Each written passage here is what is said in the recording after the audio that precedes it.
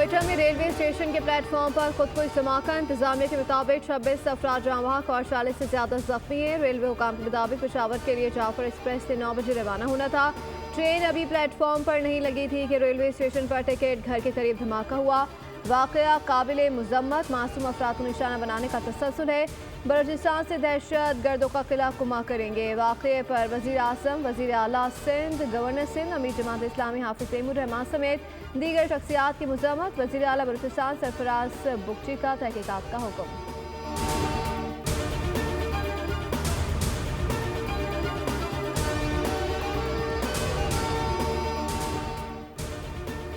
Smoke का रुख खतरनाक हो सका। लाहौर फिजाई आलूगी में आज भी पहले नंबर पर। भारत से आने वाली हवाओं ने पंजाब में सांस लेना मुश्किल बना दिया। माहिरीन के मुताबिक आइंदा 3 दिन तक शदीद स्मोक रहेगी। सुबह के औकात में मोटरवे को कई मकामात पर बंद कर दिया गया।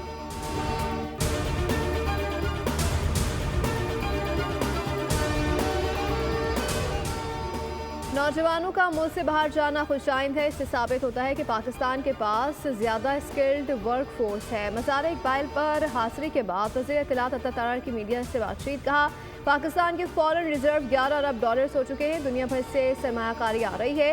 अरामको का पहला पंप पाकिस्तान में खुल चुका है। अता तारड़ ने कहा कि PTI सिर्फ NRO चाहती है जो उन्हें नहीं मिलेगा। दुनिया में किसी तब्दीली से पाकिस्तान को कोई फ़र्क नहीं पड़ता।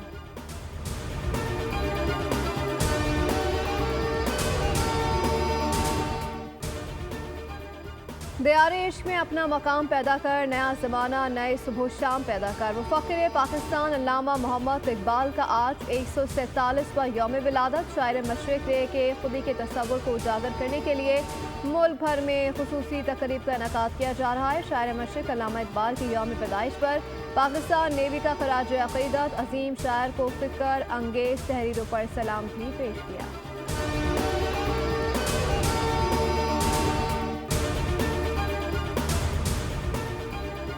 मेयर कराची बैरिस्टर मुर्तज़ा वहाब ने जमीला स्ट्रीट पंपिंग स्टेशन का अफ्ताह कर दिया। कहते हैं, जब अवामी नुमाइंदे आते हैं तो अवाम के मसाइल हल होते हैं। सीवरेज का निज़ाम बेहतर बनाने की कोशिश कर रहे हैं।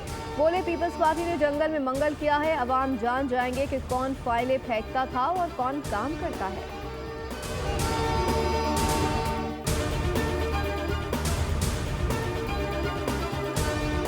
और ऑस्ट्रेलिया के खिलाफ तीसरा वनडे। कौमी क्रिकेट टीम एडिलेड से पर्थ पहुंच गई। फैसला कुन मैच कल खेला जाएगा। 3 मैचेस की सीरीज 1-1 से बराबर है। पहला वनडे कैंगरू से जीता था। दूसरे मैच में शाहीनों ने फतह हासिल की थी।